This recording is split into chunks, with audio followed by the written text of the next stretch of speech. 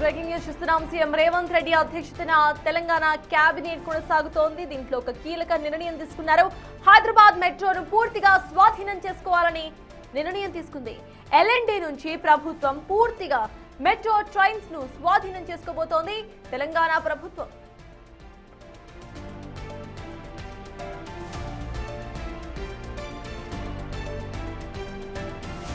Right, ఇదొక major decision గా మనం ఊహించవచ్చు. దీనికి సంబంధించిన పూర్తి అప్డేట్స్ మా ప్రతినిధి వాసు అందించడానికి సిద్ధంగా ఉన్నారు. వాసు, చెప్పండి, మెట్రో ట్రైన్ సర్వీసెస్ ను పూర్తిగా కూడా ప్రభుత్వం ఆధీనంలోకి తీసుకునే దిశగా నిర్ణయం తీసుకున్నట్టుగా తెలుస్తోంది.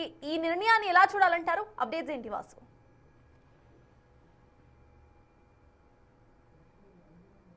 ప్రభుత్వం ఇది ఒక కీలక నిర్ణయం అని చెప్పాలి. కేబినెట్ భేటీలో కూడా ఏదైతే మెట్రో సంబంధించి హైదరాబాద్లో ఉన్నటువంటి మెట్రో ఫేజ్ 1ను పూర్తిగా ప్రభుత్వం స్వాధీనం చేసుకోవాలని కేబినెట్లో నిర్ణయం తీసుకుంది. ఇది మార్చి 31లోగా పూర్తి కావాలని కూడా తెలంగాణ ప్రభుత్వం భావిస్తున్న నేపథ్యంలో ఏదైతే మెట్రో ప్రాజెక్టు నిర్వహిస్తున్నటువంటి LNT కంపెనీ నుంచి దాదాపు భారీ వ్యయంతో కూడా ఈ యొక్క మెట్రో ప్రాజెక్టును తెలంగాణ ప్రభుత్వం స్వాధీనం చేసుకోబోతుంది.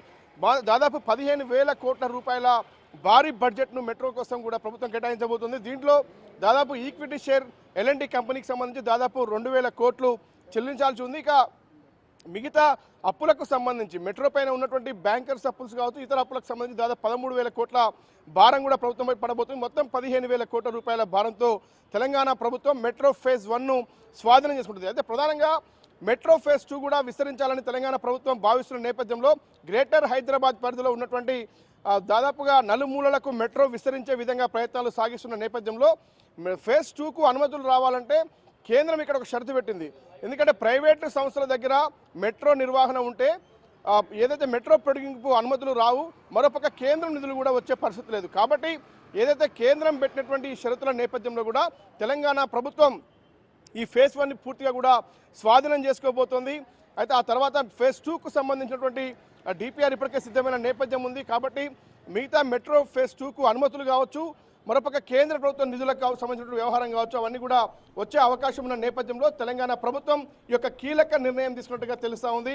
ఎందుకంటే మరోపక్క ఛార్జీల నిర్వహణ, ఎందుకంటే మెట్రో రైళ్లకు సంబంధించి ప్రజలకు భారంగా మారే అవకాశం ఉన్న నేపథ్యంలో ప్రైవేటు యాజమాన్యాలు నిర్వహిస్తే ఖచ్చితంగా ఏదైతే నగర వాసులపైన మరింత భారం పడే అవకాశం ఉంటుంది. కాబట్టి అది పూర్తిగా ఏకీకృత నిర్ణయంగా కూడా ధరల నిర్ణయానికి సంబంధించి కావచ్చు, ఏదైతే మెట్రో మెయింటెనెన్స్ సంబంధించిన వ్యవహారం కావచ్చు, పూర్తిగా ప్రభుత్వం ఆధీనంలో ఉంటే చాలా ఈజీగా హైదరాబాద్లో అవకాశం ఉంటుంది. నగరవాసులకు కావచ్చు, ప్రభుత్వానికి కావచ్చు, పాలనాపరమైనటువంటి ఇబ్బందులు కావచ్చు, నగరవాసుల్లో పూర్తిగా ట్రాఫిక్ సమస్య విపరీతంగా పెరిగిపోతున్న నేపథ్యంలో మెట్రోను పొడిగించాలి హైదరాబాద్ నలుమూలలకని కూడా తెలంగాణ ప్రభుత్వం భావిస్తుంది. కాబట్టి దీనికి సంబంధించి పూర్తిగా ఇటు ఓల్డ్ సిటీ, అటు శంషాబాద్ ఎయిర్పోర్ట్తో పాటు ఇటు పటాన్ చెరువు, ఇటు బోయిన్పల్లి, అటు రామోజీ ఫిల్మ్ సిటీకి సంబంధించినటువంటి లైన్స్ ఏవైతే ఉన్నాయో వాటికి సంబంధించి భూసేకరణతో పాటు నిర్వహణకు సంబంధించిన వ్యవహారంతో పాటు కేంద్ర ప్రభుత్వ నిధులు, మరోపక్క బ్యాంకుల నుంచి వచ్చే సహకారానికి సంబంధించి పూర్తిగా ప్రభుత్వమే స్వాధీనం చేసుకున్నట్టయితే ఖచ్చితంగా ఈజీగా మెట్రో ఫేజ్ 2ను కొనసాగించే అవకాశం ఉంటుంది. ఈజీగా కూడా కేంద్ర ప్రభుత్వ నిధులు వచ్చేటువంటి అవకాశం కూడా ఉంది. కాబట్టి దీనికోసమే తెలంగాణ ప్రభుత్వం ఒక కీలక నిర్ణయం తీసుకుంది. హైదరాబాద్ నగర అభివృద్ధితో పాటు నగర వాసుల సౌకర్యాన్ని కూడా ఏదైతే మనసుల కోసం కూడా పూర్తిగా తెలంగాణ ప్రభుత్వం ఇది ఒక కీలక నిర్ణయం అని చెప్పాలి. తెలంగాణ కేబినెట్ మనం ఉదయం నుంచి కూడా చెప్తా ఉన్నాం, మెట్రో ఫేజ్ 2కు సంబంధించి తెలంగాణ ప్రభుత్వం కీలక నిర్ణయం తీసుకోబోతున్నట్టు కూడా మనం మొదటి నుంచి చెప్తున్నాం. మనం చెప్పిందే ప్రస్తుతం అయితే జరిగింది. తెలంగాణ ప్రభుత్వం మెట్రో ఫేజ్ 1ను పూర్తిగా స్వాధీనం చేసుకునేందుకైతే కీలక నిర్ణయం తీసుకోవడం జరిగింది. ఇటు PPP మోడల్లో ప్రెసెంట్ మెట్రో ట్రైన్ సర్వీసెస్ నడుస్తున్నాయి అండ్ మైనర్ షేర్స్ మాత్రమే ఇటు గవర్నమెంట్ దగ్గర ఉన్నాయి. కాబట్టి ఇంకా ఎంతవరకు ఇటు గవర్నమెంట్ చెల్లించాల్సి ఉంటుంది పూర్తిగా స్వాధీనం చేసుకోవడానికి? ఎట్ ద సేమ్ టైమ్ ఇటు state government and central government ఇరు గవర్నమెంట్స్ కి కూడా దీని మీద హక్కు ఉంటుందా, లేకపోతే వేరే రాష్ట్రాల్లో లాగా ఆర్ఎల్స్ జస్ట్ స్టేట్ గవర్నమెంట్ కి మాత్రమే ఈ మెట్రో ట్రైన్ మీద పూర్తిగా అధికారం ఉంటుంది అనుకోవాలా? ఎస్, ఈ ప్రక్రియ కోసం కూడా ఇప్పటికే DMRC ఢిల్లీ మెట్రో టెక్నికల్ కన్సల్టెంట్ని ఇప్పటికే ప్రభుత్వం నియమించుకుంది. అంటే పూర్తిగా కూడా 2,000 కోట్ల రూపాయలు ఏదైతే ఈక్విటీ షేరు ఎల్ఎన్టీకి ఉందో అది చెల్లించినట్టయితే ఖచ్చితంగా ఎల్ఎన్టీ పూర్తి స్థాయిలో కూడా తెలంగాణ ప్రభుత్వానికి ఇది ట్రాన్స్ఫర్ చేసే అవకాశం ఉంటుంది. తర్వాత ఏదైతే అప్పుల సంబంధించి బ్యాంకులో ఉన్నటువంటి అప్పులు కావచ్చు, ఇతర మెయింటెనెన్స్ సంబంధించి ఇప్పటిదాకా బకాయిలు కావచ్చు, అవన్నిటినీ తర్వాత చెల్లించే అవకాశం ఉంటుంది.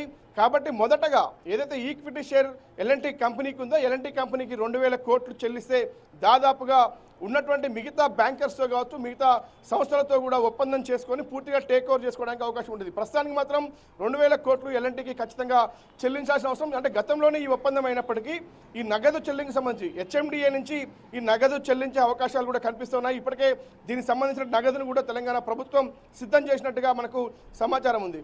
అయితే ప్రధానంగా పూర్తిగా మరి కేంద్ర ప్రభుత్వానికి సంబంధించిన నిధులు ఖచ్చితంగా కూడా అనుమతులు మాత్రమే కేంద్ర ప్రభుత్వం ఇస్తుందా, పూర్తిగా నిధులు కూడా కేంద్ర ప్రభుత్వం సమకూరుస్తుందా అంటే మరి చూడాలి.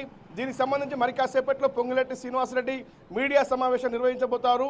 ఈరోజు జరిగేటువంటి క్యాబినెట్ సమావేశంలో ఎలాంటి నిర్ణయాలు తీసుకున్నారు, ప్రధానంగా మెట్రో టేక్ ఓవర్కి సంబంధించి ఇకపై హెచ్ఎండిఏ నిర్వహిస్తుందా లేదంటే ఇంకేదైనా స్వచ్ఛంద సంస్థగా అంటే ఏదైనా మెట్రో రైలు సంబంధించిన సంస్థను ఏదైనా ఏర్పాటు చేయబోతుందా, ఇప్పటికే దీనికి ఒక సలహాదారునితో పాటు ఢిల్లీ మెట్రో సంబంధించి మరో సలహాదారుని కూడా టెక్నికల్గా కూడా తీసుకోవడం జరిగింది. అంటే ఎక్కడ కూడా ఎలాంటి సాంకేతికపరమైన ఇబ్బందులు కానీ, పాలనాపరమైన ఇబ్బందులు కానీ, నిర్వహణపరమైన ఇబ్బందులు లేకుండా ఉండేందుకు తెలంగాణ ప్రభుత్వం అన్ని ఏర్పాట్లు అయితే చేసింది. నగదు చెల్లింపులకు సంబంధించి హెచ్ఎండిఏ నుంచి దాదాపు 2,000 కోట్ల రూపాయలు ఇటు ఎల్ఎన్టీకి చెల్లించబోతోంది. ఆ తర్వాత 13,000 కోట్ల బకాయిలు ప్రభుత్వమే భరించబోతున్నట్టుగా మనకున్నటువంటి సమాచారం. మరి కాసేపట్లోనే మంత్రుల సమావేశంలో పూర్తి వివరాలు వెల్లడించబోతా ఉన్నారు. Thank you Vasu. మొత్తానికి ఇది ఒక బిగ్ అప్డేట్ అని చెప్పుకోవచ్చు. పీపీపీ మోడల్లో ప్రెసెంట్ మెట్రో ట్రైన్ సర్వీసెస్ నడుస్తున్నాయి. అయితే ఇది పూర్తిగా కూడా స్టేట్ గవర్నమెంట్ ఆధీనంలోకి తీసుకొచ్చే విధంగా ఎల్ఎన్టీకి ఉన్న 2,000 కోట్ల ఈక్విటీ షేర్ను ప్రభుత్వం తీసుకోబోతున్నట్టుగా తెలుస్తోంది.